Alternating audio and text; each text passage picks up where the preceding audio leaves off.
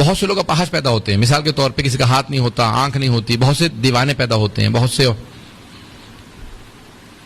Number 1، اللہ سبحانہ تعالیٰ اگر کسی کی کوئی چیز سلب کرتا ہے تو اس کے بدلے میں اس کو ضرور کچھ نہ کچھ بدل دیتا ہے. جس کی بینائی نہیں ہوتی اس کے دوسرے حواس اتنے تیز ہوتے ہیں جتنے میرے اور آپ کے ہو ہی نہیں سکتے. تو اللہ اگر ایک محرومیت دیتا ہے تو اس کا بدلہ ضرور دیتا ہے.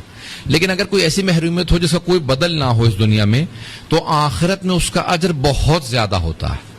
جو دنیا کے اندر بچہ بچپنے میں انتقال کر جائے، یا معذور ہو یا دیوانہ ہو، مجنون ہو، تو آخرت میں اس کا کوئی حساب کتاب نہیں، سیدھا جنت میں چلا جائے گا.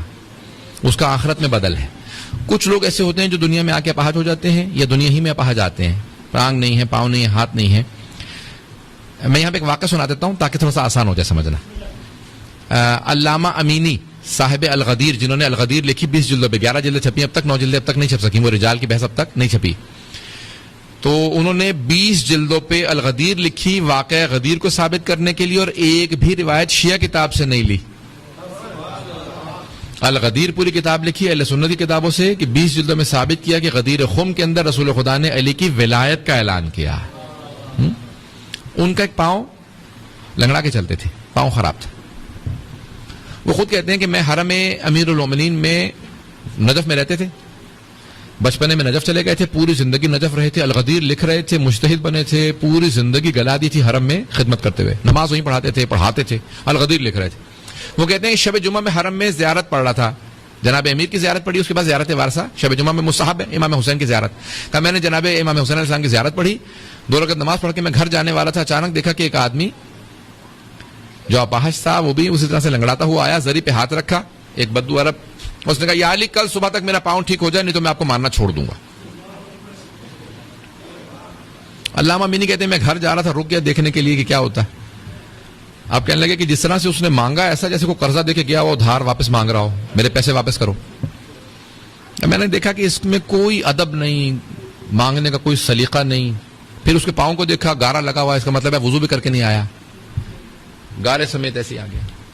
پوری رات اس کو دیکھتا رہا، قرآن پڑھتا رہا، دعا پڑھتا رہا، لیکن دیکھتا رہا یہ کیا کر رہا ہے. پوری رات کبھی سو رہا ہے، کبھی ادھر اس کو دیکھ لیا، اس کو دیکھ لیا، نہ کوئی دعا پڑھی، نہ کوئی زیارت، نہ قرآن، کچھ نہیں. پوری رات اس کو دیکھتا رہا. پھر اس نے جیسی اذان ہوئی فجر کی، اس نے نماز وغیرہ کی کوئی تیاری نہیں کی، فوراً چل کے دیکھا میرا پاؤں ٹھیک ہوا یا نہیں ٹھیک ہوا. کہ دیکھا تو اس کا پاؤں ٹھیک ہو گیا، اور کوئی خوش بھی نہیں ہوا. زری پہ ہاتھ رکھا، یا علی شکریہ میرا پاؤں ٹھیک ہو گیا، میں جا رہا ہوں، خدا حافظ. کہ اس کا تو پاؤں ٹھیک ہو گیا، میرا دل ٹوٹ گیا.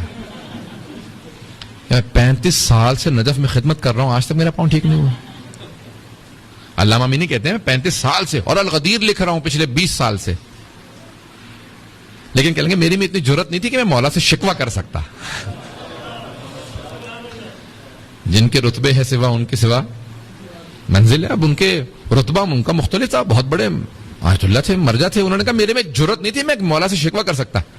میں نے نماز فجر پڑھی، زری پہ آیا دوبارہ کا مولا اجازت ہے میں گھر جا رہا ہوں. اجازت لی، پھر زری پہ پشت نہیں کی، بڑے ادب کے ساتھ میں گھر گیا تھوڑی دیر سو لوں، پوری رات جاگتا رہا ہوں. اب میرے دل کے اندر بس وہ ایک مسلسل بات چل رہی تھی کہ 35 سال سے میرا پاؤں خراب ہے، مولا کی زری پہ خدمت کر رہا ہوں، الغدیر لکھ رہا ہوں، مجتہد بنا ہوں، میرا پاؤں نہیں ٹھیک ہوا. میں نے شکوہ نہیں کیا، لیکن بات آ گئی دل میں. کہ میں سو گیا، جیسے سویا فوراً خواب میں امیر المومنین کی زیارت ہوئی. مولا آئے اور آنے کے بعد ایک جملہ کہا اے عبد الحسین امینی، جہاں تک تیری الغدیر کا تعلق ہے تو میرا حق ہے کہ تو لکھے. میں اس کا وہی ادراک کر سکتا ہے کہ جو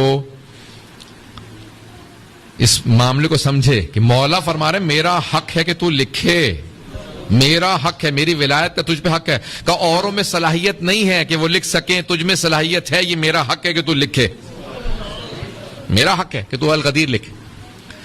نمبر 2، جہاں تک تیرے اجتہاد کا تعلق ہے آخرت میں بہت بدل ہے، اور الغدیر کے بھی بدلے میں تجھے میں آخرت میں جو کچھ ملے گا دنیا میں تو سمجھ ہی نہیں سکتا. لیکن جہاں تک تیرے پاؤں کا تعلق ہے تو جانتا ہی نہیں ہے کہ اس بیماری کا آخرت میں بدل کیا ہے. اگر میں تیرا پاؤں ٹھیک کر دوں، اور میں طاقت رکھتا ہوں، ولایت رکھتا ہوں، میں ولایت رکھتا ہوں تیرا پاؤں ٹھیک کر دوں، لیکن نہیں ٹھیک کر رہا کیونکہ تو جانتا نہیں ہے آخرت میں بدل کیا. اور سن، اگر تم مجھ سے یہ بھی کہہ دینا یا علی میں ماننا چھوڑ دوں گا میرا پاؤں ٹھیک کر دیں تب بھی تیرا پاؤں ٹھیک نہیں کروں گا. نہیں توجہ سے سنیے گا. کہا کیونکہ وہ جو کہہ رہا تھا نا کہ یا علی میں ماننا چھوڑ دوں گا وہ واقعا ماننا چھوڑ دیتا. اس کا بس اتنا ہی ایمان تھا پاؤں ٹھیک ہوگا تو مانوں گا نہیں تو نہیں مانوں گا. کہ تو اگر مجھے کہہ بھی دے کہ میں یا علی آپ کو ماننا چھوڑ دوں گا میں تیرا تب بھی پاؤں ٹھیک نہیں کروں گا کیونکہ جانتا ہوں تو جائے گا کہاں. یہاں ناراض ہو کے باہر نکلے گا وہاں پھر واپس آ کے مجھ سے معافی مانگے گا یا علی جسارت ہو گئی مجھے معاف کر دے. مجھے پتا تو کہیں نہیں جائے گا لیکن وہ اس کا ایمان بس اتنا ہی تھا.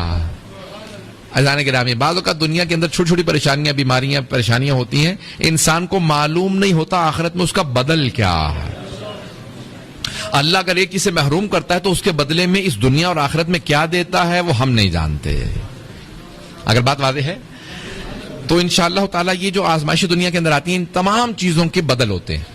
ان تمام چیزوں کے اس آخرت کے اندر بدل ہے چاہے وہ معذوری ہو کوئی بھی چیز ہو اس کا آخرت میں بہت بڑا ہمارے لیے بدل موجود.